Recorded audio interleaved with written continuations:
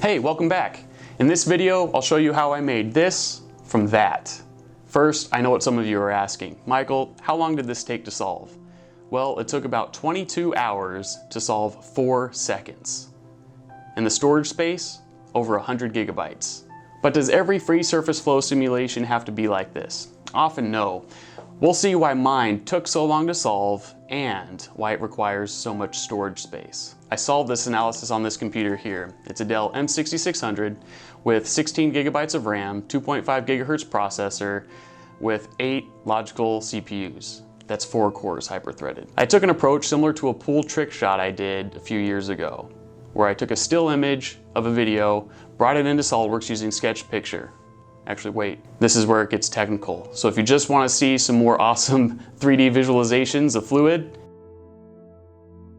well, there you go. Later, after I show you how I've set this up, we'll see some other alternative ways that we can visualize this free surface in SOLIDWORKS Flow Simulation.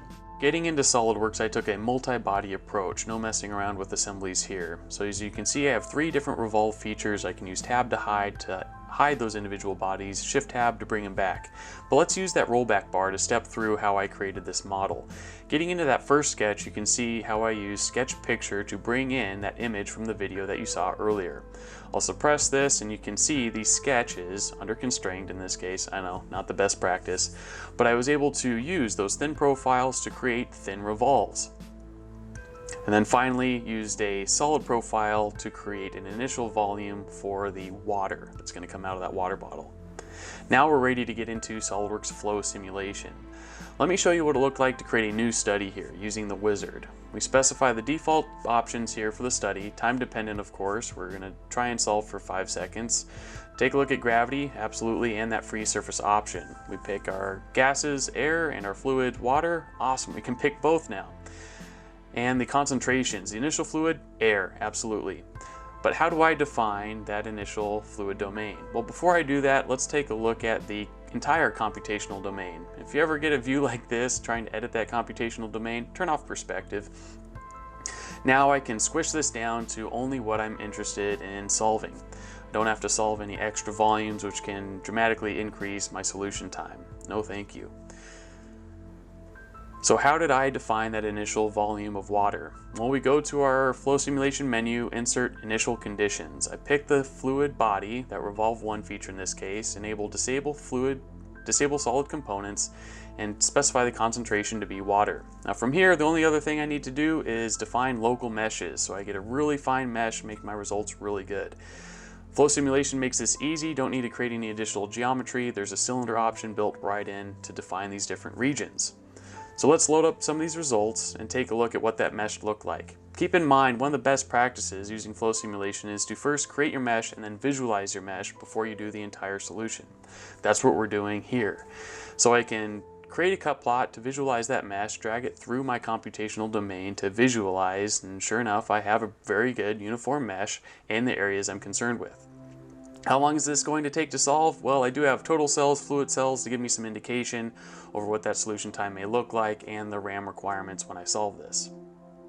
A couple other things to consider is to review the component control and review the general settings if we needed to make any changes there. What I'm after is how often am I saving, especially when I create animations.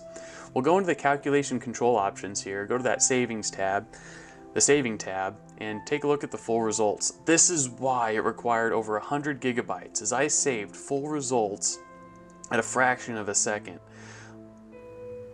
0.01 seconds to be exact. One other thing that's powerful is I can use the Transient Explorer to not take as much space, but animate some of these results that I may be interested in, specifically 2D cut plots. So as we take a look at what you saw in the earlier video, I am able to easily just animate this transient behavior without exporting any animations. How cool is that?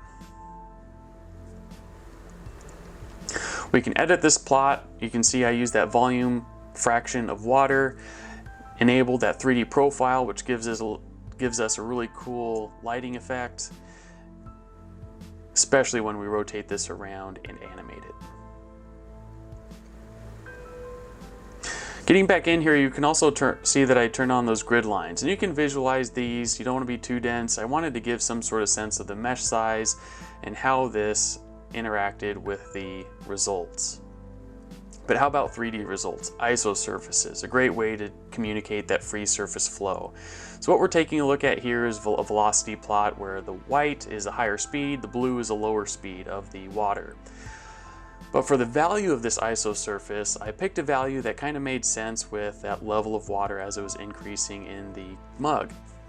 So as you can see here, as I get too low, it looks like it's overflowing. As I increase that volume fraction of water, it doesn't even look like it's pouring into the mug. So I picked something kind of balances, something that I would expect. And to help visualize this a little bit better, we can even show those components and turn on that global transparency. But how did we create these animations? Well, let's first focus on this isosurface, which requires those full saves of the results at each different time step. So as you can see here, I've got the results row there is full of these different keys, all those different results files that we saw earlier. To create this, we specify our animation time, choose scenario, and choose the result files. We want to load up all of those and proportionally distribute it throughout that solution time. I'll then right click for isosurfaces, insert a control point, and so now I can play the results here. I can control the quality of the outputs of the video that it's going to save, and then hit record when I'm ready. But how about those transient results? Maybe a 2D cut plot. This can be a little bit more smooth, especially with that Transient Explorer option. How did I create this one? Similar to before, we used that wizard to create this animation. We still choose scenario, but this time we choose Transient Explorer. No multiple result files to load up here, but similarly, I right click, insert a control point, and now I can play this out, and when I save it out, it's going to be very smooth, similar to what you saw in the results already. Furthermore, we can use these red bounding boxes to limit the actual screen that we're capturing and saving out to that animation. Lastly, one other thing I did is I changed the color of the background in SOLIDWORKS so that when I brought it into my video editing software, I was able to automatically eliminate that background color and overlay it with other footage that I had. There are a variety of ways SOLIDWORKS Flow Simulation can be used to solve immiscible mixtures like this. And this is only a fraction of what the SOLIDWORKS technology brings to the table to solve real-world problems. Quest Integration is here to serve you. So if you're using this technology now and want to learn more, or if you're interested in bringing this technology to your company, contact us by phone, email, web, or come to one of our offices and let us know how we can help you. And if you haven't already, make sure you visit Quest Integration and subscribe to our YouTube channel to get more valuable content like this in the future. Oh shoot!